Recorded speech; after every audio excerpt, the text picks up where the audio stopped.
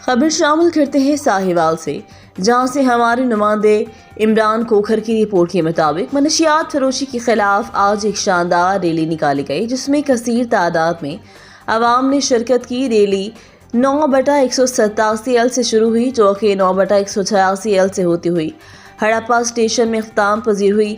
احتجاج ریلی سے شرکاء نے خطاب کرتے ہوئے کہا کہ منشیات ایک لعنت ہے اور منشیات کا استعمال نئی نسل کو تباہی کی طرف لے جا رہا ہے، جو بدامنی اور جرائم میں اضافے کا باعث بن سکتا ہے۔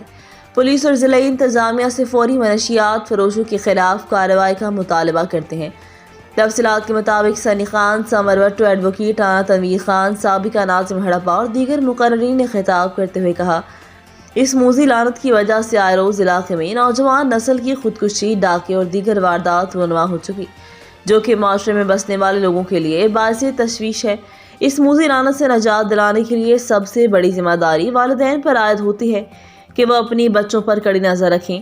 منشیات کے خلاف مہم کے لیے یہ بھی ضروری ہے کہ والدین اپنے بچوں کے اخراجات پر کڑی نظر رکھیں، نیز یہ بھی کہ منشیات کی خرید و فروخت کرنے والے عناصر اور منشیات کا استعمال کرنے والوں کے خلاف پولیس اور انتظامیہ کے ساتھ بھرپور تعاون کیا جائے اور پولیس بھی ایسے عناصر کے خلاف بلا امتیاز سخت قانونی کارروائی کرے۔ مزید خبروں کے لیے وزٹ کریں rednews.pk۔